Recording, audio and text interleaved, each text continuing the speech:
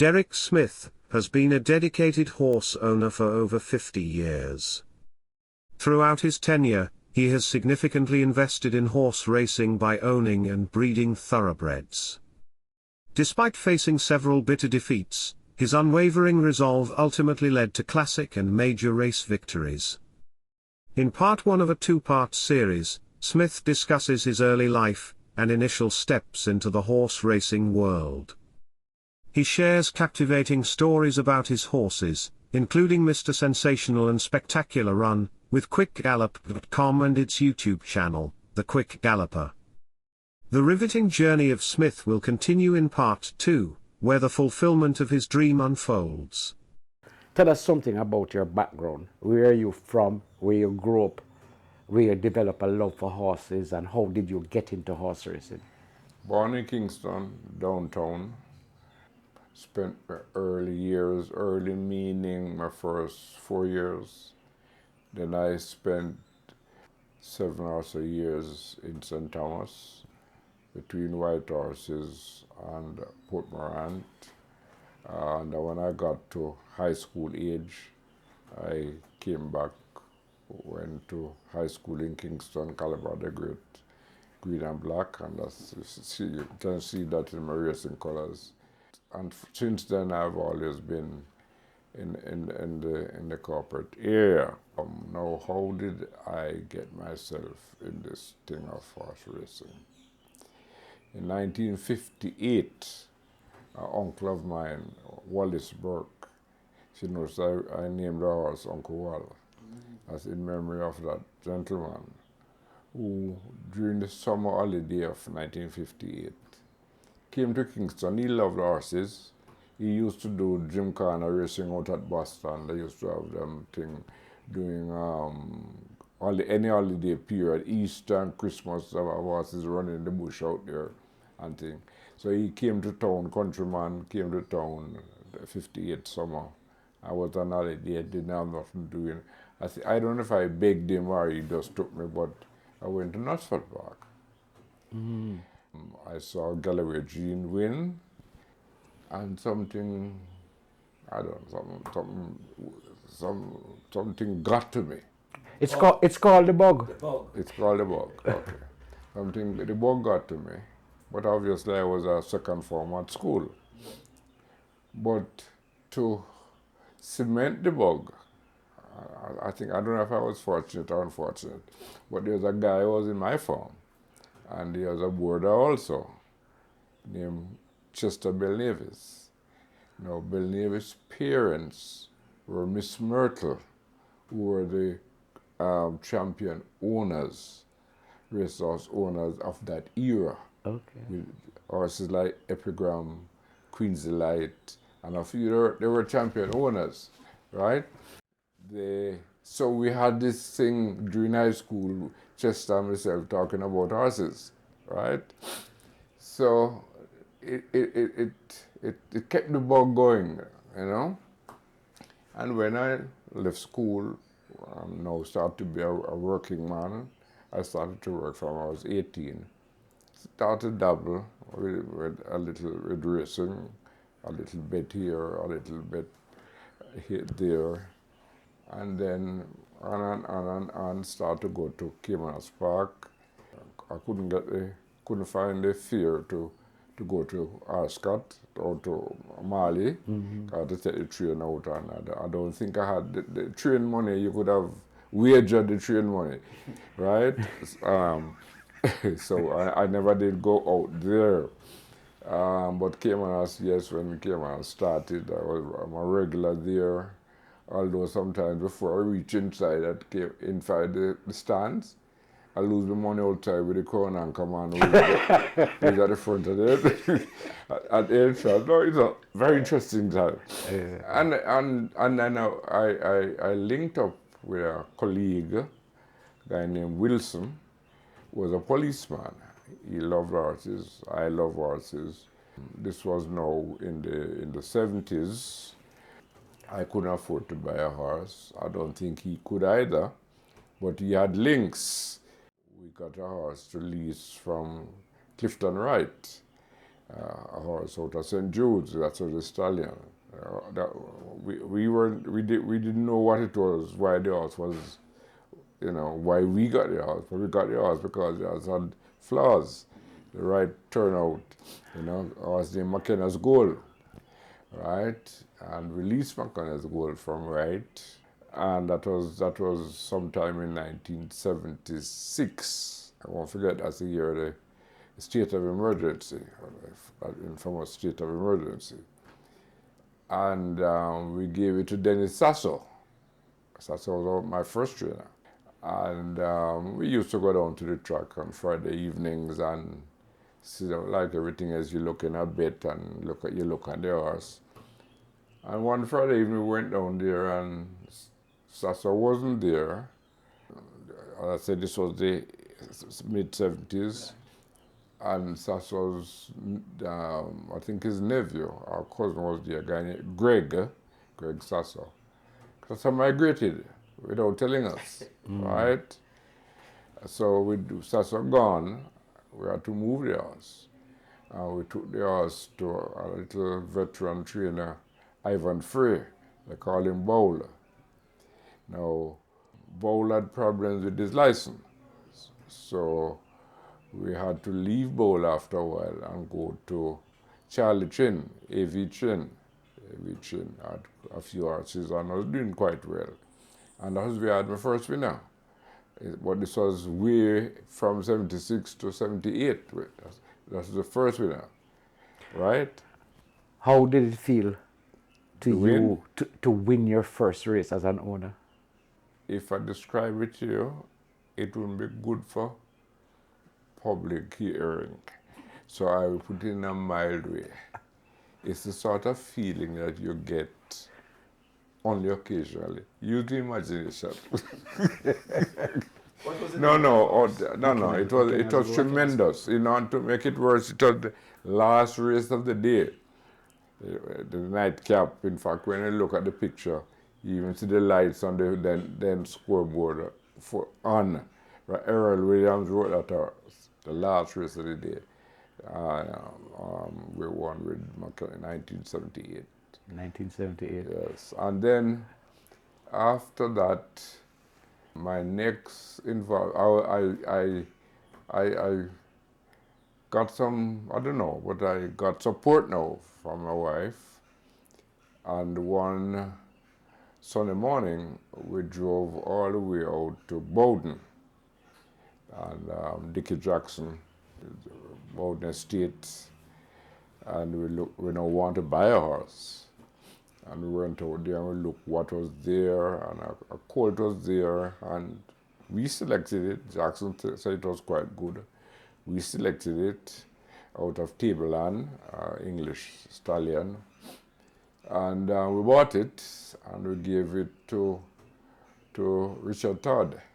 We won quite a few races with Senator D. That I was a senator then, so this would have been by then the early 80s, right? Because I became a senator from 1980. We called it Senator D. Senator D didn't have the class, but based on where it was placed, we won quite a few races with Senator D. And after Senator D, we got I went to the sale one November. I'm now getting more and more into this darn thing, which is this bug kind of getting into my system more and more. I went to the sale, and there was a grey horse that I liked just to look at. At the time I was not asking any guidance. I consider myself an expert, which I wasn't. Not even up to today I'm not an expert. But I thought I was. And there's a horse that from the farm manager then at Orange Valley. Calvin O'Sullivan? Calvin, right. It wasn't bought. The money didn't buy the horse, so I took it out of the sale. Anyhow, we had a discussion with Calvin, and we bought the horse, Zalia out of Fair Princess. And I bought the horse, and then I named it Prince Alir. And then I was still with Todd until there was an issue, and then I had to move. That was 1980. That was 1984, right? Late 84, the year of Thornbird. So obviously the stable that I'll be heading to would have been the Costa stable. Did you know the Costa before that? No, didn't know anything at all about the Costa. And when I went to try to get into the stable, I had a problem. He wasn't receptive. He wasn't happy to gladly grab me. But fortunately for me, a schoolmate of mine named John Ruby, who was very close to Wayne, and asked John to persuade Wayne, tell Wayne that, yes, I'll pay the bills, I'm a good man, I'm not going to leave us here and can't afford it. I'll pay the bills. And John got Wayne to accept me. So Prince Alir went over to Wayne, right? I think I got rid of Center D by then. Wayne didn't train Center D. So Prince Alir went over there, and we started in that stable from late 1984 until this day. Until this day? That's 39 years I'm in the stable. Yeah. Claiming came in the early 90s. A lot of people were against it, a lot of people were for claiming. I don't know where you stand with it, but in the early days of claiming, you had a horse that defied every logic of claiming. Tell us about that horse, Paxtecum. Yes, Azan had that horse. And apparently he wanted to give it up, claim it. And some or the other way convinced me. He had that thing over me in terms of, he convinced me, and we claimed that Paxtecum, and we had excellent success with that. But there's another side of me. There was a gentleman called Manly Rose, who had a farm in Hodges, St. Elizabeth. And we are now here. Manly owned this house. So I got to know Manly quite well. And because of Carlene and his children were close, so we got linked up with horses. So we shared some horses between Wayne and John Mackenzie. Mm-hmm. So John also trained for me. Horses like Major Lewis. I think Super Bowl was part of that partnership. About 3 or 4 horses that I owned during that period while I was with Wayne, and I was also with John Mackenzie in partnership with Manly Rose. Mm-hmm. The year is 1994, and bursting on the scene was a 2-year-old by the name of Mr. Sensational. One Sunday morning, I guess my wife was also with me because she now getting to like, and we drove up to Mount Moreland Farm just to look at horses. I don't know if I was in the mood to buy. But if you remember Percy Martin, he could sell snow cone to an Eskimo. Fortunately or unfortunately, Percy convinced me to buy another chestnut and got it to Mattis. And that horse was named Mr. Magnificent.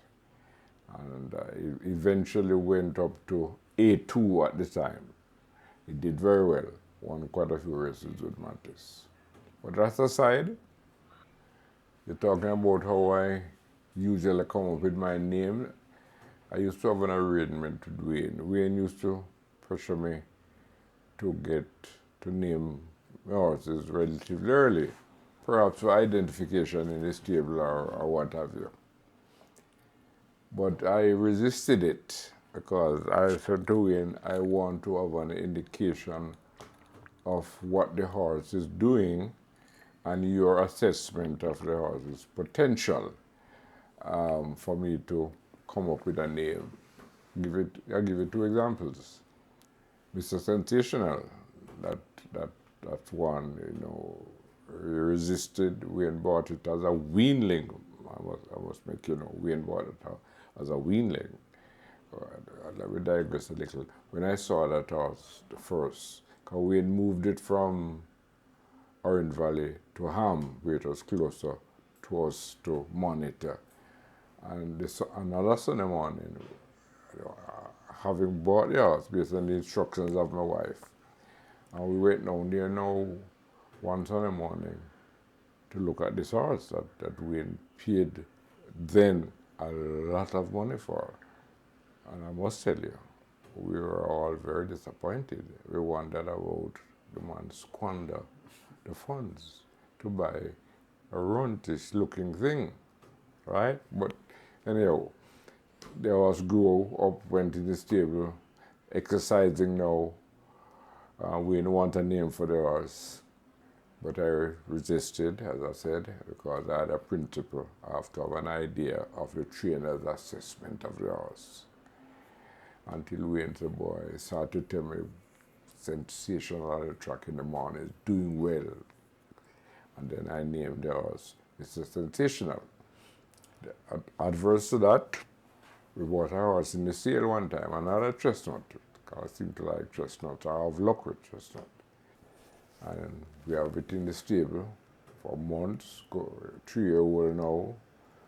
Wayne pressing me for a name. I said, Wayne, what do you think the horse, what do you think it's gonna be? What is it showing? Wayne said, boy, this horse can be anything. And more than once that the phrase he used, the horse can be anything. So I said, it can be anything. Well, it can be anything was nothing. Never won a race. So that really is a principle that I still stand by. More recently, the last horse to be on board for me, he bought this chestnut fillet for me, and we had a lot of expectation because it followed. He bought Mr. Sensational as a weanling. He bought Seeking My Dream chestnut as a weanling, and he bought this filly chestnut as a weanling, and that's why I named her 3 Times Lucky. Right? So there's always something to the names.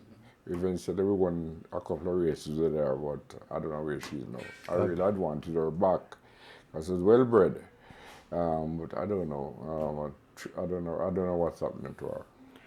Okay, can you go into Mr. Sensational from a 2-year-old up to the time that he ran in the 3-year-old classics? From the very first time Mr. Sensational ran, he won.